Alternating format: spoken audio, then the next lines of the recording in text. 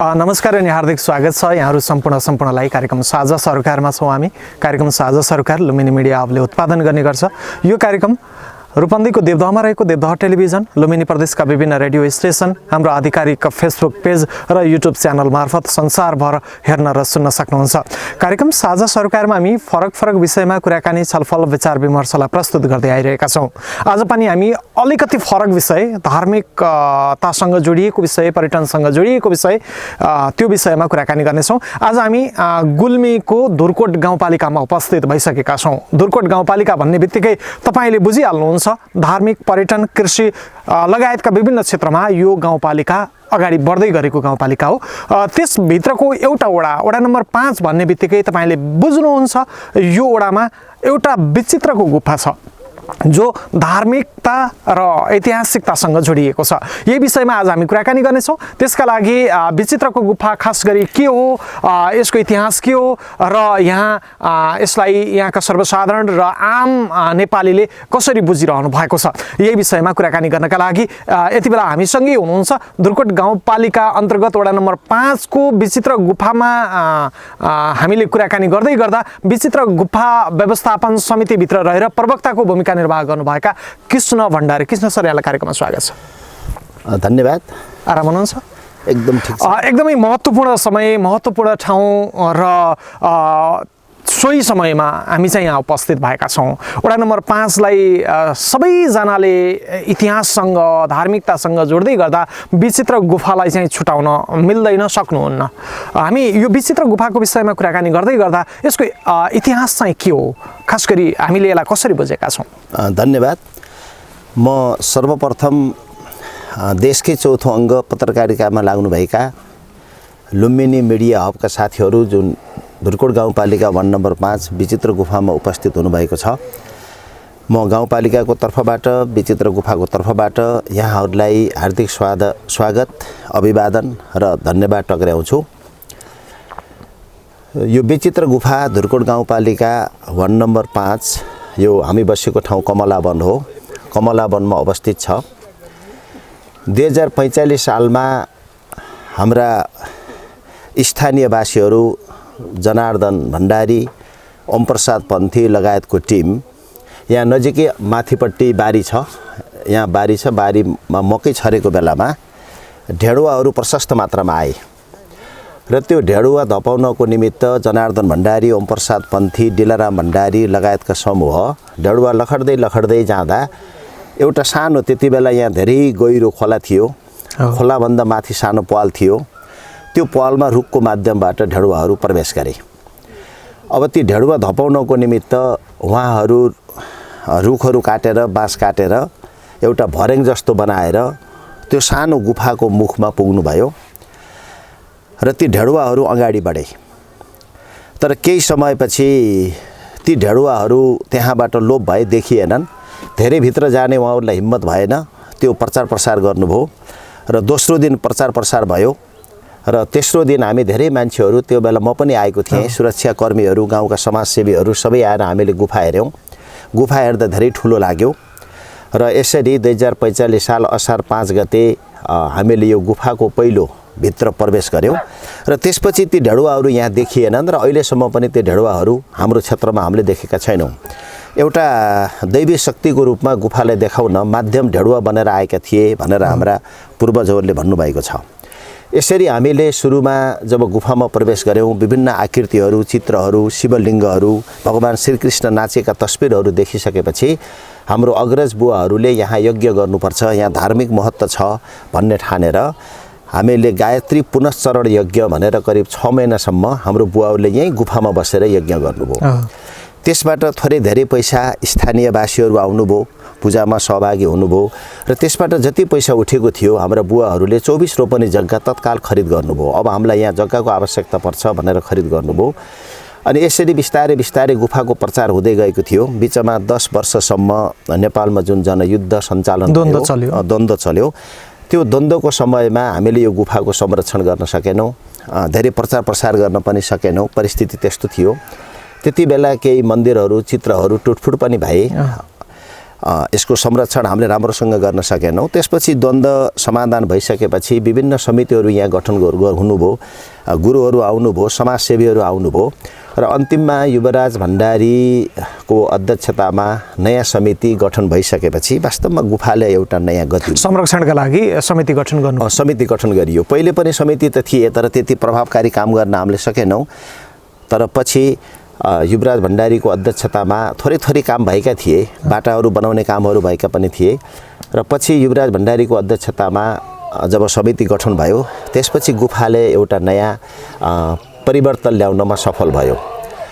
अहिले हामीले छल्ली खोलादेखि यहाँ माथिसम्म खोलाको बाटोबाट पैदल मार्गमा पर्यटकहरू या धर्मावलम्बीहरू गुफामा आउनको लागि राम्रो बाटो बनाएका छौँ। यहाँले चाहिँ पैदल मार्गलाई पनि त्यसलाई चाहिँ प्राथमिकता दिएका छौँ। अहिले हामी छल्ली खोलाबाट हुँदै यहाँसम्म आउने सिडी लगाएको राम्रो पैदल मार्ग छ। बीचबीचमा खानेपानीको व्यवस्था छ र यस्तो बस्नको निमित्त मञ्च बनाइएको छ र यो पैदल मार्ग माथिसम्म पुगेको छ। एउटा त्यो काम हामीले गऱ्यौँ। यहाँ अब अहिले आधुनिक सुविधा पनि चाहिने भएको हुनाले मोटर बाटाको पहुँच थिएन। अहिले हामीले दुईतर्फबाट मोटर बाटो ल्याउने काम पनि समितिले गरेको छ। त्यसै गरी खानेपानीको व्यवस्था थिएन। अहिले टङ्की माथिपट्टि यहाँ टङ्की बनाइएको छ। टङ्कीमा खानेपानीको व्यवस्था गरिएको छ र सहज रूपमा अहिले खानेपानीको व्यवस्था पनि भएको छ। हजुर, कृष्ण सरसँग म यसको इतिहासलाई पनि जोड्छु। खास गरी 2045 साल असार 5 गतेको कुरा गर्नुभयो। त्यहाँभन्दा अगाडि चाहिँ यहाँको कसैलाई पनि यहाँ गुफा छ भन्ने थाहा थिएन हैन। त्यहाँभित्र पस्दै गर्दा तपाईँको यज्ञ भयो, त्यस पछाडि दोस्रो दिन त्यहाँभित्र पस्ने आँट गर्नुभयो। त्यहाँ पस्दै गर्दाखेरि कस्तो थियो अवस्था चाहिँ? त्यो तपाईँ पनि आफै त्यहाँभित्र पसेको हैन, मलाई पनि त्यो दिमागमा छ भन्ने लाग्दै गर्दाखेरि पहिलोपटक पस्दै गर्दाखेरि त्यहाँको चाहिँ अवस्था चाहिँ कस्तो थियो, कस्तो पाउनु भएको थियो? सुरुमा हामी प्रवेश गर्दाखेरि त्यो जति पनि गुफामा कुँदिएका मूर्तिहरू चित्रहरू थिए भनेको त्यहाँ पहिलोपटक मानव प्रवेश गर्दै गर्दा पनि त्यहाँ मूर्तिहरू चाहिँ थिए। मूर्तिहरू थिए, शेषनागका आकृतिहरू हामीले देख्यौँ। सबै त हामीले त्यति बेला हाम्रो माइन्डले भेटाउन सकेन, तर विशेष गरेर हामीले शिवलिङ्ग यो हो भन्ने कुरा पहिचान गऱ्यौँ। एउटा शेषनागको मूर्ति थियो, त्यो शेषनागको मूर्ति हो यो भन्ने कुरा सुरुमै हामीले पहिचान गऱ्यौँ। सुरुमा हामी प्रवेश गर्दा हामीलाई एकातर्फ डर थियो, हामी कहाँ जाँदैछौँ, फर्कन्छौँ कि फर्कन्नौँ, यहाँ दरारहरू छन् कि कुनै जङ्गली हिंसक जनावरहरू पो छन् कि भन्ने एउटा डरको भावमा एकातर्फ हामीलाई खुसी थियो, अझै गुफा रहेछ के छ भन्ने कौतूहलता थियो। यहाँ केही छ, पक्कै पनि इतिहास जोडिएको छ भन्ने एकातर्फ हामीलाई खुसी थियो भने अर्कोतर्फ हामीलाई एउटा डर पनि थियो। हामी कता जाँदैछौँ, कहाँ जाँदैछौँ, दरार छ कि खस्ने हो कि हिंसक जनावरहरू छन् कि भन्ने कुरामा हामी एकदम अन्डोलका बीच प्रहरी चौकी अनि हामी टिचरहरू, यहाँका समाजसेवीहरू, युवाहरू र हामी जाँदा त केही हतियारहरू पनि लिएर गएका थियौँ। केही हिंसक जनावरहरू हुन आक्रमण गरिहाल्छ कि भन्ने लठीहरू, केही खुकरीहरू लिएर हामी त्यसरी गएका थियौँ। जब हामीले सरसरी सुरुमा त धेरै टाढा पनि गएनौँ, मोटामोटी गुफा हेरेर फर्केपछि अब यहाँ त्यत्रो खतरा छैन, यसमा ईश्वरीय शक्ति छ भन्ने बोधका साथ हामी दोस्रो तेस्रो दिनबाट थप अध्ययनमा लाग्यौँ। हजुर, अब त्यस पछाडि तपाईँको चाहिँ अध्ययन गर्दै जाँदाखेरि खास चाहिँ यो गुफा के रहेछ, केसँग जोडिएको रहेछ हैन, शिवसँग अथवा चाहिँ अब कुनै तपाईँको देवी देवतासँग जोडिने कुराहरू हुन्छ, खास गरी यो गुफालाई चाहिँ केसँग जोडिएको तपाईँहरूले अनुभूति गर्नुभयो? यसमा हामीले एउटा त आध्यात्मिक हिसाबले पनि यो एउटा ऋषि मुनिहरूले तपस्या गरेको स्थल हुनसक्छ। यसमा शिवलिङ्ग भएको हुनाले, भगवान श्रीकृष्णले रासलीला गरेका चित्रहरू भएको हुनाले एउटा हामीले यसलाई धार्मिक रूपमा जोडेका छौँ। यो एउटा ऋषि मुनिहरूले तपस्या गरेको एउटा पवित्र स्थान चाहिँ हुन सक्छ, पवित्र स्थल हो भनेर एकातर्फ त्यसरी जोडेका छौँ भने दोस्रोतर्फ यो प्रकृतिको एउटा सुन्दर उपहार हो। यो पर्यटनको दृष्टिकोणले पनि महत्त्वपूर्ण छ, जो तोले पाउन सक्दैन, दुर्कोटले चाहिँ प्राप्त गरेको छ। र यो भित्रको बनोट हेर्दाखेरि हामी मुख्य गुफाको माथिपट्टिको छतमा असाध्यै राम्रा ढुङ्गाहरू कुँदिएर बनेको छ, जो अब हामीले हेर्दैछौँ। त्यो देख्दाखेरि हामीलाई के लाग्छ भने अब यो अध्ययन गर्न जरुरी छ। प्रकृतिले यति राम्रो गुफा आफै बनाउन सक्छ, ती बुट्टाहरू प्रकृतिले आफै भर्न सक्छ, या कुनै समयमा यो गुफा निर्माण गरिएको हो र त्यति बेलाका मिस्त्रीहरूबाट यो गुफाका बुट्टा भरिएको हो त्यो बेलामा त्यो दक्ष जनशक्ति थियो कि थिएन, यति ठुलो गुफा कसरी उनले बनाउन सके भन्ने बारेमा, यो प्रकृतिबाट आफै निर्मित भएको हो वा मानवले निर्माण गरेका हुन् भन्ने बारेमा अध्ययन गर्न त्यो अध्ययनको विषय बनिरहेको छ। त्यो अध्ययनको विषय अहिले पनि बनिरहेको छ। अत्यन्त विचित्रका बुट्टाहरू छन्, विशाल गुफा छ, यो अध्ययन गर्न धेरै बाँकी छ। त्यसैले यो अध्ययनमै हामीले छोडिदिएका छौँ। हजुर, भनेको यो पुरातत्व विभागले पनि यसको चाहिँ अलिकति जिम्मा लिनुपर्छ होइन? यसले गरिदियो भने ठिक हुन्छ। त्यसको लागि सरकार नै तात्नुपर्छ, स्थानीय पालिका नै तात्नुपर्छ होइन, तताउनुपर्छ। ती कुराहरू चाहिँ कति भएका छन् केन्द्रदेखि, प्रदेशदेखि, स्थानीय पालिकादेखि? यसलाई चाहिँ हेर्ने दृष्टिकोण र तपाईँहरूलाई गर्ने व्यवहार चाहिँ कस्तो छ? हाम्रो स्थानीय सरकार यो गुफाप्रति अत्यन्त संवेदनशील छ। यसको विकास गर्नको निमित्त हाम्रो गाउँपालिकाका अध्यक्ष, उपाध्यक्षज्यू, वार्ड अध्यक्षज्यू सबै एकदम अत्यन्तै सकारात्मक हुनुहुन्छ। स्थानीय पालिकाबाट समस्या छैन? स्थानीय पालिकाबाट हामीलाई कुनै पनि समस्या छैन। सीमित स्रोत साधन स्थानीय तहमा आउँदा पनि गुफालाई सम्बोधन गरिरहनु भएको छ। योजनाहरू गुफाको लागि स्थानीय सरकारबाट पनि आएका छन्। प्रदेशबाट पनि हाम्रो राम्रो समर्थन छ। केन्द्रबाट पनि केन्द्रीय स्तरका व्यक्तित्वहरू, सरकारमा रहेका सचिवहरू, लीलामणिजी लगायत प्रदीपजी, गोकर्णजी, यस्ता थुप्रै व्यक्तित्वहरूले यो गुफाको भ्रमण गर्नुभएको छ। तर एउटा हामीलाई के छ भने अब यसरी सानो सानो इकाइमा टुक्रा टुक्रामा यो गुफालाई सानो सानो बजेट दिएर वास्तवमा यो गुफाको पहिचान र अनुसन्धान हुन सक्दैन। गुफाको बारेमा राज्यको तर्फबाट एउटा विस्तृत डिपिआर तयार होस्। भूगर्भविदहरूबाट यो गुफा अझै ठुलो छ। यो गुफाको तलपट्टि जेठीको खोपी र कान्छीको खोपी छ। जेठीको खोपीमा ट्रान्सपरेन्ट स्टोनले बनेको छ र यो गुफाको दाहिने तर्फबाट दुम्सीहरू आउने जाने गरेको हामीले देखेका छौँ। ठुला ठुला प्वालहरू छन्। त्यसैले यदि भूगर्भविदहरूले यसको राम्रो अध्ययन गर्ने हो भने अहिले जुन रूपमा यो गुफा छ त्यसको डबलभन्दा पनि धेरै गुफा देखिन सक्ने हाम्रो परिकल्पना छ। यदि त्यो अर्को गुफा पनि भेटाउन सकियो भने यो विश्वकै एउटा चर्चित गुफा बन्न सक्छ, एसियाको चर्चित गुफा बन्न सक्छ। अहिलेको सन्दर्भमा हेर्दा पनि सबै अध्ययन त हामीले गरेका छैनौँ, तर हामी नेपालका जति गुफाको बारेमा सुन्यौँ, जस्तो हामी पोखरामा गएर महेन्द्र गुफा हेऱ्यौँ, अनि पर्वतमा गएर हामीले गुफा हेऱ्यौँ, जति पनि गुफा हामीले हेरेका छौँ त्यसमध्ये यो सबैभन्दा ठुलो गुफा छ। तर हामीलाई अझै थाहा नहुन सक्छ, अझै ठुला गुफा पनि होलान्। त्यसको बारेमा पनि तपाईँको अध्ययन भएका अथवा चाहिँ बाहिर देखिएका सुनिएका मध्ये सबैभन्दा ठुलो गुफा चाहिँ यो लाग्छ। त्यसैले राज्यले यो कति ठुलो गुफा हो भनेर हामीले त अनुमानको भरमा नापेका छौँ, हेरेका छौँ।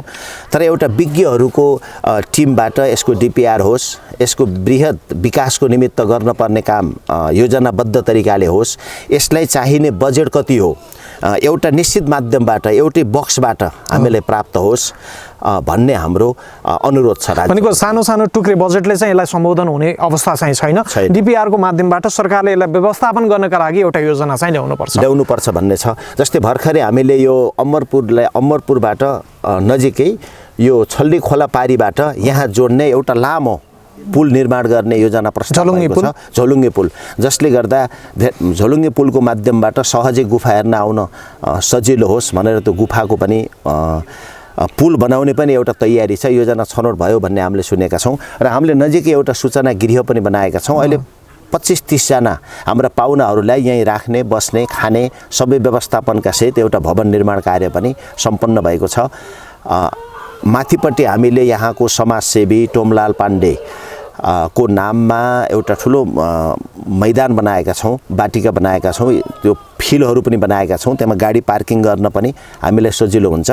हाम्रो यो अहिले स्थानीय सरकार आइसकेपछि, हाम्रो यो वार्डको निर्माण भएपछि, गाउँपालिकाको निर्माण भइसकेपछि यो गुफाले विकासमा एउटा फड्को मारेको छ, प्रचार प्रसार भएको छ, धेरै पाहुनाहरू आउनु भएको छ।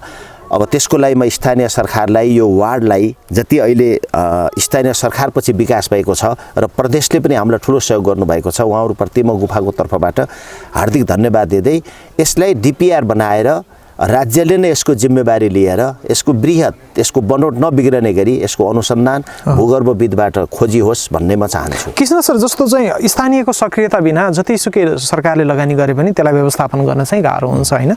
स्थानीयको सक्रियता छ, तपाईँहरूले नगर्नु भएको चाहिँ होइन, तर भने जति सक्रियता भएन, भने जति प्रचार प्रसार भएन भने ठुला ठुला योजनाहरू पनि फेल हुने अवस्था चाहिँ रहन्छ। स्थानीयको तर्फबाट खास गरी सरकारले चाहिँ गर्यो, स्थानीयको चाहिँ सोच, स्थानीयको तपाईँको चाहिँ फराकिलो योजना होइन, त्यसका लागि लाग्ने कुरा, सहभागिताको कुरा चाहिँ कति छ, कसरी चाहिँ लागेका छन्? हाम्रो स्थानीय तहमा गुफाको विकास र समग्र विकासको लागि हाम्रो गाउँपालिकामा अलि बढी सकारात्मक भावना छ। त्यो हिसाबमा स्थानीय तहबाट हामीले चाहेको बेलामा यहाँ त सुरुमा हामीले यत्रो फिल्ड बनाउँदा यी फलफुलका वृक्षहरू लगाउँदा स्थानीय जनसमुदायबाटै हामीले गरेको हो। स्थानीयवासीहरू अत्यन्त सकारात्मक हुनुहुन्छ, तर पनि हामीले जति यसलाई समय दिनुपर्ने थियो, जति प्रचार गर्नुपर्ने थियो, जति हामी लाग्नुपर्ने थियो, त्यसमा हाम्रो अझै कमी छ। व्यवस्थापन समिति छ, गुफाको समिति छ, त्यही गुफाले गर्छ। अब त्यहाँ अध्यक्षज्यू पनि हुनुहुन्छ, पदाधिकारीज्यूहरू हुनुहुन्छ, यो जिम्मेवारी उहाँको हो भन्ने किसिमको एउटा थोरै हामीमा चेतनाको कमी छ। र जसरी हामीले गुफालाई जुरुक्क धुर्कोट गाउँपालिका जुटेर उठाउनु पर्ने थियो, सबैतिर लाग्नुपर्ने थियो, त्यसमा पूर्ण सफलता हामीलाई प्राप्त भएको त्यो त्यति धेरै हुन नसकेको हो कि भन्ने अनुभूति चाहिँ हुन्छ। अब यसको अझै बढी ऐतिहासिकताको विषयमा पनि जोडिन्छौँ। खास गरी तपाईँको चाहिँ धुर्कोटमा जाने, धुर्कोटमा गइसकेपछि वडा नम्बर 5 को विचित्र गुफामा जानै पर्छ भन्ने गरी यहाँभित्रको खास ऐतिहासिकता अझै धेरै तपाईँहरूले बुझेको चाहिँ के छ? एउटा त यो गुफा जसरी प्रकृतिले बनायो र यसका अनुपम बुट्टाहरू छन्, मूर्तिहरू छन्, चित्रहरू छन् र यसको गुफाको उचाइ र लम्बाइ जति ठुलो छ, यो एउटा वन्डरफुल नै छ। अहिले सुन्दर छ, अत्यन्तै सुन्दर छ। यहाँका बुट्टाहरू असाध्यै सुन्दर छन्, फराकिलो छ र गुफाभित्र गुल्मी जिल्लाको उद्योग वाणिज्य सङ्घकै बैठक सम्पन्न भएको छ। लामो बैठक सम्पन्न भएको छ। एकैचोटि 100-200 जना विद्यार्थीहरू सिधै गुफामा घुम्न सक्नुहुन्छ, जान सक्नुहुन्छ। अत्यन्त मनोरम छ, सुन्दर छ, यो अलौकिक नै छ।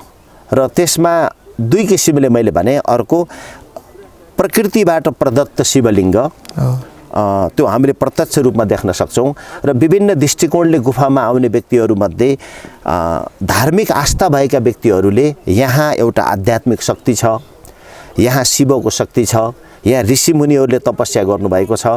तपाईले गुफामा आएर दर्शन गरेर गइसकेपछि पटक पटक सपनामा पनि तपाईले गुफा देख्नुहुन्छ, दुःख परेको बेलामा पनि गुफा देख्नुहुन्छ भन्ने बोधका साथ धेरै धार्मिक व्यक्तित्वहरू यहाँ आएर कोही 1 हप्ता, कोही 15 दिन स्वर्गद्वारीबाट, विभिन्न काठमाडौँबाट, धार्मिक स्थलबाट ऋषिमुनिहरू, योगीहरू आएर गुफामा लामो समय बस्नुहुन्छ। उहाँहरूलाई बस्ने पनि हामीले व्यवस्था गरेका छौँ। भर्खरै स्वर्गद्वारीबाट पनि केही समय पहिले गुरु आएर 15 दिन जति बसेर जानुभएको छ। यो आध्यात्मिक दृष्टिकोणबाट पनि यो अत्यन्त महत्त्वपूर्ण छ। यो प्राकृतिक दृष्टिकोणबाट पनि यो महत्त्वपूर्ण छ। यो पर्यटनको दृष्टिकोणबाट पनि यो महत्त्वपूर्ण छ। त्यसैले यो गुफालाई धेरै कोणबाट हामीले हेर्दा यसको महत्त्व अत्यन्तै ठुलो हामीले देख्छौँ। ठ्याक्कै तपाईँको चाहिँ तपाईँ प्रवक्ता भएर यो समितिमा भएर काम गर्दै गर्दा, यहाँको स्थानीय चाहिँ रहँदै गर्दाखेरि अब छोटो समयमै यसको विकासका लागि ठ्याक्कै सुरुवात चाहिँ कहाँबाट हुनुपर्ने देख्नुहुन्छ तपाईँले? आम नागरिकबाट हुनुपर्ने हो अथवा चाहिँ स्थानीय पालिका, प्रदेश, केन्द्र कसले चाहिँ काम सुरुवात गर्यो भने छिटो होला? यसमा चाहिँ तपाईँको भनाइ चाहिँ के छ? स्थानीय सरकार, प्रदेश र केन्द्रको सहकार्यमा, स्थानीयहरूको समेत सहभागिता र संलग्नतामा एउटा बृहत योजना बनाउन जरुरी छ। यसको समग्र विकास हामीले गर्नको लागि यसलाई हामीले पिकनिक स्पोटको रूपमा पनि विकास गर्दैछौँ, धार्मिक रूपमा पनि विकास गर्दैछौँ। हामीले स्थानीय पर्यटकहरू, देशभित्रका पर्यटक र बाहिरी पर्यटकहरू पनि हामीले भित्राउने लक्ष्य राखेका छौँ। यो हाम्रो समग्र धुर्कोटको विकास, पर्यटनको विकास अनि आध्यात्मिक संस्कारको विकास गर्नको निमित्त यसमा धेरै सम्भावना छ। 38 रोपनी हामीसँग जग्गा छ। यो 38 रोपनी जग्गामा हामीले यसमा बस्नको निमित्त एउटा सूचना गृह छ, अझ त्यसमा थप गर्नुपर्ने छ। बाटाको पहुँच सहज बनाउनु पर्ने छ र भित्रपट्टि गुफामा जाँदाखेरि हामीले पटक पटक लाइट जोड्ने कोसिस गऱ्यौँ उज्यालोको निमित्त, तर चिसोको कारणले हाम्रो लाइटिङ व्यवस्था राम्रो हुन सकेन। त्यसैले भरपर्दो गुफाभित्रको लाइटको व्यवस्था होस् र यो आध्यात्मिक ठाउँ भएको हुनाले एउटा राम्रो मन्दिर पनि बनोस्, समग्र यसको सबभन्दा ठुलो कुरो अनुसन्धान होस्। यदि हामीले परिकल्पना गरे जस्तो यो गुफा त्यति ठुलो छ भने, जेठी र कान्छीको खोपीमा यदि यो गुफा जोडिन्छ भने यो एसियाकै ठुलो गुफा हुन सक्छ, देशको लागि पनि एउटा गर्व हुन सक्छ। इतिहाससँग, धर्मसँग, पर्यटनसँग सबैसँग जोड्न चाहिँ सकिन्छ गुफालाई, सकिन्छ। र हामी सबै बुझेका पनि छैनौँ। त्यसैले भूगर्भविदहरूको टोली राज्यले पठाइदिएर यसको बृहत अध्ययन र विकासमा हामीलाई सहयोग भयो भने यसले नेपालकै इज्जत राख्छ, गुल्मीकै इज्जत इज्जत राख्छ र एउटा नेपालको पर्यटन व्यवसायमा यसले राम्रो इँटा थप्छ भन्ने हामीलाई लागेको छ। यो समयमा हामीलाई समय उपलब्ध गराउनु भएकोमा सरलाई धेरै धेरै धन्यवाद छ। धन्यवाद। धेरै धेरै धन्यवाद छ। आज हामीले कार्यक्रम साझा सरोकारमा रहेर गुल्मीको धुर्कोट गाउँपालिकाको वडा नम्बर 5 मा रहेको विचित्रको गुफाको विषयमा कुराकानी गरेका छौँ। ऐतिहासिकता, पर्यटन र धार्मिकताको हिसाबले यो गुफालाई कसरी जोड्न सकिन्छ आज हामीले कार्यक्रममा रहेर यो विषयमा कुराकानी गरेका छौँ। आजलाई हामीलाई क्यामेरामा साथ दिने मेघनाथ नेउपानेलाई धेरै धन्यवादको साथमा म कार्यक्रम सञ्चालक प्रकाश गौतम बिदा हुन्छु। आजका अतिथि कृष्ण भण्डारी जो चाहिँ विचित्र गुफाका प्रवक्ता समेत हुनुहुन्छ, उहाँलाई समेत धन्यवादको साथमा हामी सबै बिदा भयौँ। नमस्कार।